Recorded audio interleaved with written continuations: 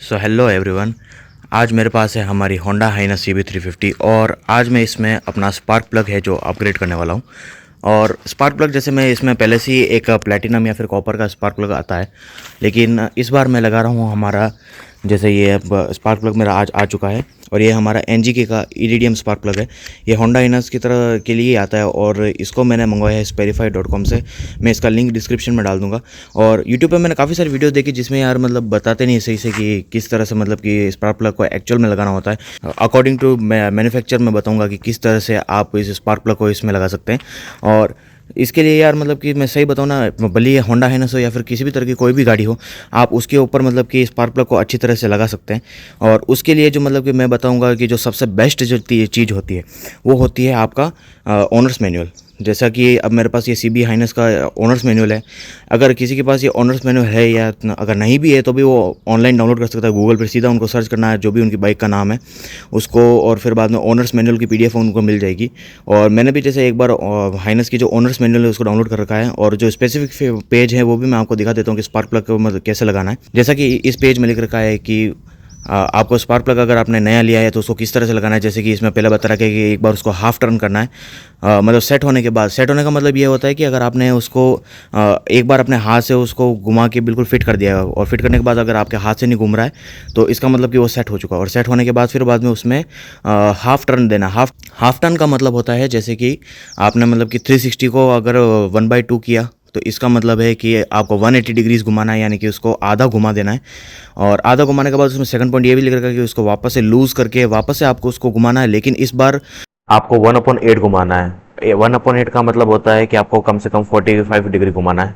तो ये एकदम ऑनर्स मैनुअल के हिसाब से जो स्पेसिफिकेशन है उसके हिसाब से मतलब उसको फिट करने का बता रखा है। और यही मतलब परफेक्ट होता है आपकी गाड़ी के लिए। और आप किसी भी गाड़ी को लेंगे उसका ऑनर्स मैनुअल जरूर चेक करें, क्योंकि आप अपनी बाइक का मेंटेनेंस करना ओनर्स मैनुअल से काफ़ी अच्छी तरीके से सीख सकते हैं। तो विदाउट एनी फर्दर डू अब जल्दी से हम अपना स्पार्क प्लग चेंज करते हैं। अब जैसे ये देख पा रहे मेरे पास ये नया NGK का इरिडियम स्पार्क प्लग आ चुका है। और अगर मैं इसको खोल के देखूं, जैसा कि आप देख सकते हैं ये बिल्कुल नया का नया स्पार्क प्लग है और एकदम मतलब कि प्रिस्टीन कंडीशन में है। अब मैं पुराना स्पार्क प्लग निकाल के और ये वाला इसमें फिट करूँगा। इसको एक बार वापस से अपन सेफली इस में रख देते ताकि ये नीचे गिर के डैमेज ना हो जाए। अब जैसा कि आपको फर्स्ट काम जो करना है वो करना है कि आपको ये ऊपर का जो कैप है जो अपने इसमें इतना स्पार्क प्लग के ऊपर लगती है उसको निकालना है। और मेक श्योर करें कि आप जब भी ये काम करें तब आपके जो इंजन है वो नॉर्मल टेम्परेचर पे होना चाहिए। ज़्यादा ही मतलब अगर आपका इंजन गर्म है तो उस टाइम में आपको नहीं करना है, क्योंकि उसमें एक्यूरेसी की दिक्कत आ सकती है। आपको सबसे पहले तो ये जो आपका ऊपर वाला कैप है उसको खोलना है, बिल्कुल ध्यान से इसको खोलना है। और अगर आप एंटी क्लॉकवाइज उसको घुमाएंगे तो वो हमेशा लूज़ होगा। तो जैसे कि मैंने ये 16 mm का अपना स्पार्क अपना ये ले लिया है स्पैनर और मैंने इसको अंदर इसको ऐसे फिट कर लिया। अब मैं इसको धीरे धीरे खोलूँगा। अब ज़ोर से बिल्कुल भी नहीं खोलना है, बिल्कुल आप मतलब कि आराम आराम से इस चीज़ को खोलिए। और जैसा कि ये अब खुल चुका है। एक बार जब लूज़ हो जाए तो उसके बाद आपको हाथ से ही खोल लेना है, क्योंकि आप नहीं चाहते कि मतलब कि आपने कोई किसी दूसरे कंपोनेंट को डैमेज करो।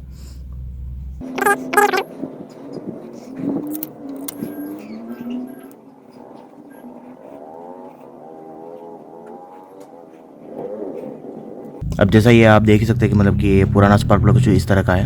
अब मैं इसमें नया स्पार्क प्लग डालने वाला हूँ। और उससे पहले कि आपको मतलब कि यहाँ का जो होल है उसको अच्छी तरीके से साफ़ कर लेना है कि यहाँ पर किसी भी तरह कोई रेजिड्यू हो या फिर किसी तरह का कोई डस्ट ना रह जाए। अब आपको ये स्पार्क प्लग इसके अंदर अपने हाथों से ही फिट करना है। आपको पहले ही किसी तरह का कोई रेंच वगैरह यूज़ नहीं करना है। और जैसे मैं इसको घुमा के इसको अच्छे से अंदर फिट कर रहा हूँ। आपको अभी किसी भी तरह का कोई रेंच यूज़ नहीं करना है, आपको सिर्फ उसको हाथ से ही सेट करना है कि जब तक उसको घुमाना है जब तक आपके हाथ से वो एकदम फिट ना हो जाए। अब जैसे आप यहाँ पर देख सकते हैं कि ये बिल्कुल हाथ मेरे फिट हो चुका है। अब मैं इसको कितना भी हाथ से घुमा रहा हूँ तो ये मुझसे घूम नहीं रहा है। अब आप अपना स्पैनर यूज़ कर सकते हैं, लेकिन स्पैनर यूज़ करो तो उससे पहले मैं कहूँगा कि अगर आपको पता लगाना कि आपने उसको सही से घुमाया है कि नहीं घुमाया, या फिर जहाँ पर आप टर्न ले रहे हैं वहाँ पर टर्न आपने सही लिया है कि नहीं लिया है, उससे पहले अगर आप चाहे तो इसको मार्कर से मार्क कर सकते हैं। और अगर आपके पास मार्कर नहीं है तो आप एक काम कर सकते हैं, एक वायरिंग टेप लीजिए और वायरिंग टेप का एक छोटा सा, जैसे मैंने कट यहाँ पर एक पहले से इस पर चिपका रखा है, आप उस कट का इस्तेमाल करके उससे मार्क कर सकते हैं। जैसे कि मैं अभी इस चीज़ को मार्क कर देता हूँ यहाँ पे। जैसे अब आप देख सकते हैं कि मैंने इस चीज़ को यहाँ पर मार्क कर दिया है। अब मार्क करने से ये फ़ायदा रहेगा कि अगर आप को सही से पता नहीं चल रहा कि आपने कितना उसको रोटेशन घुमाया है, तो आप यहाँ से रोटेशन का पता लगा सकते हैं। एक बार मैं और देख लेता हूँ मेरा हाथ से घूम रहा है कि नहीं घूम रहा है। ये अब यहाँ पर बिल्कुल अच्छी तरीके से सेट हो चुका है, बिल्कुल हिल नहीं रहा है। अब मुझे इसको हाफ घुमाना है, यानी कि ये वाला जो टेप है, ये टेप अब मुझे पूरी पीछे चली जानी चाहिए। तो अब मैं इसको हाफ घुमाने वाला हूँ। अब मैं एक बार इसको फिक्स करके, अब जैसे यहाँ पर ये सेट हो चुकी है, अब उसके बाद मैं इसको आधा घुमाने वाला हूँ।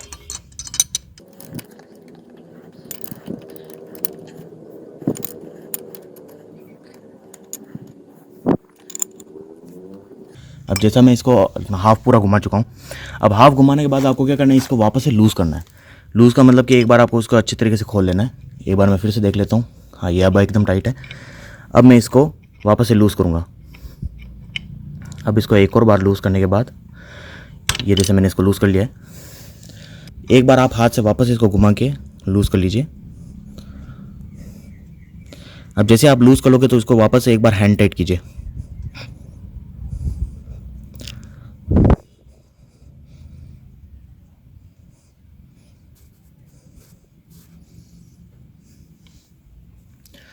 हैंड टाइट करने के बाद एक बार यहाँ पर कंफर्म कर लेते हैं कि हैंड टाइट हुआ नहीं है। अब ये जैसे हैंड टाइट हो चुका है, अब आपको इसको सिर्फ केवल 30 डिग्रीज घुमाना है। 30 डिग्रीज मतलब कि बहुत ही हल्की तरह से घुमाना है आपको, बिल्कुल ज़्यादा टाइट करना ही नहीं।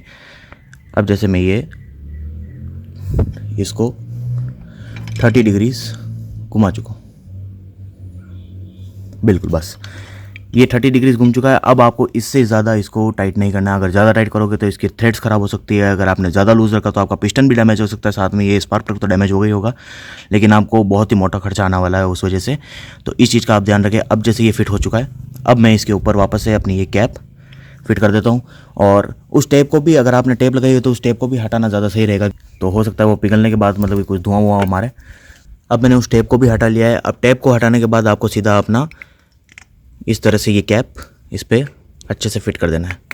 अब वो स्पार्क प्लग लग चुका है। अब मैं उसके बाद अपनी गाड़ी को ऑन कर लेता हूँ।